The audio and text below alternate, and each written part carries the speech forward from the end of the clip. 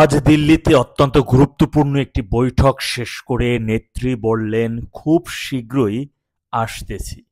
অন্যদিকে ঢাকা ক্যান্টনমেন্টে আজকে জেনারেলদের ৫৬ জেনারেল মিলে সেনাপ্রধানের ডাকে তাদের একটি শ্বাসরুদ্ধকর বৈঠক অনুষ্ঠিত হয়। সেই বৈঠকে তারা বর্তমান ইনুস-গং সরকারের উপর ক্ষোভ প্রকাশ করেছেন। আর এই ক্ষোভ প্রকাশ করার মূল কারণ হচ্ছে সাম্প্রতিক সময় দেখেছেন আপনারা ডিজিএফআই এর সাবেক ৫ পরিচালকের বিরুদ্ধে গ্রেপ্তারি পরোয়ানা জারি হয়েছে। অন্যদিকে নেত্রী বললেন খুব শীঘ্রই আসতেছে এবং খুব হাসি খুশি ভাবেই তিনি বললেন। আবার অন্যদিকে ঢাকায় কিন্তু ক্যান্টনমেন্ট এখন একটি সরগম অবস্থা। আর এত সব বেগতিকে দেখেই সবচাইতে বেশি দূরে থেকে পলাতক ইউটিউবার এবং ২২৯ জন শিশু গণহত্যাকারী পিনাকে দ্রুত সময়ের মধ্যে ইউটিউবে এসে বললেন ডক্টর ইউনূসের উচিত এই মুহূর্তে দ্রুত সময়ের মধ্যে জাতির উদ্দেশ্যে ভাষণ দিয়ে দেওয়া। মানে সব মিলিয়ে তার মানে বোঝাই যাচ্ছে যে খেলা খুব ভালোভাবেই জমে উঠেছে। তাই আমি ভিডিওর মাধ্যমে আরেকটি তথ্য আপনাদের মাঝে দিয়ে থাকি, খুব শীঘ্র, সত্যিকার অর্থে খুব শীঘ্র, আর বেশি দূরে নাই, খেলা অনেক ভালো, অনেক বেশি রকমের জমে উঠতে যাচ্ছে। আর দূরেও নাই বেশি দিন, খুব অল্প সময়ের মধ্যে।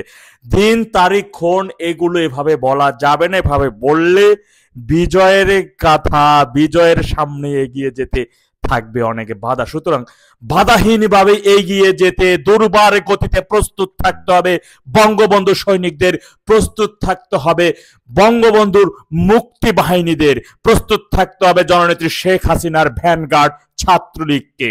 সুতরাং আমি আপনাদের উদ্দেশ্যে একটি কথাই বলবো, নিরাশ হওয়া যাবে না। আমাদের এখন খুব চোখ কান খোলা রাখতে হবে।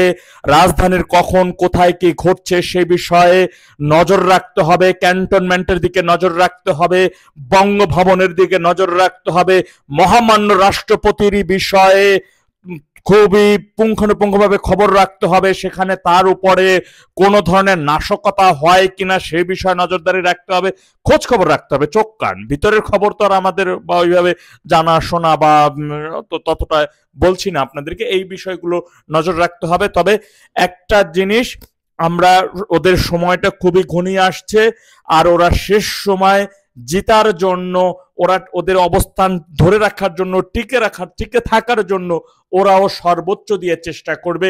কেননা ওরা জানে, আমি আরেকটি কথা আমি একটু বলে রাখি সেনাবাহিনী প্রধানের উদ্দেশ্যে, আকাম তো অনেক করছেন এরই মধ্যে, সে কথা ৫ তারিখের পর থেকে এই পর্যন্ত যতগুলো আকাম, আজকে দেশের এই পরিস্থিতি জঙ্গি রাষ্ট্রে পরিণত, গোপালগঞ্জে গণহত্যা সহ ৩২ নাম্বার ভাঙা আপনাদের চোখের সামনে, এমনকি সেনাবাহিনীর চাকরি করা যে ৭ জন বীর শ্রেষ্ঠ তাদের ও মূর্তিগুলো কিভাবে ভাঙচুর করা হয়েছিল, ভাস্কর্যগুলো ভাঙচুর, পায়ের সাথে মিশিয়ে দেওয়া, সেনাবাহিনীর কিছু গুপ্ত সদস্যদেরও দেখেছি তারা বঙ্গবন্ধুর ছবি কিভাবে অপমানের সহিত নামানো হচ্ছিল। এই বিষয়গুলো আদার্স অনেক দিকই অকাম করেছেন। সুতরাং একটা কাম করলে হয়তো বা কিছু সহনশীল হতে পারে আগামী, তার যদি নাও করেন তারপরেও কিন্তু দেশদ্রোহিতার অভিযোগে আপনার ফাঁসি কিন্তু এক প্রকার নিশ্চিত হয়েই যায়। আইন যেটি বলে, আপনাদের সেনা আইনও যেটা বলে, সেটি আমি যতটুকু বুঝি আর কি, বা যতটুকু জেনেছি। তথাপি এখন বলবো এই মুহূর্ত থেকে নড়ে চড়ে এভাবে হুমড়ি চমড়ি ভাবে না বসে অ্যাকশনে চলে যেতে হবে। এখন আর অত সব সময় নেই। তথাপি আমি আমাদের বঙ্গবন্ধু সৈনিকদের উদ্দেশ্যে, আমাদের মুক্তি বাহিনী ভাইদের উদ্দেশ্যে একটি কথাই বলবো, বলে শেষ করছি, নিরাশ হওয়া যাবে না, চোখ কান খোলা রাখতে হবে, নিজেদের মধ্যে যোগাযোগ বৃদ্ধি করতে হবে। আমাদের বিষয় অতীব নিকটে।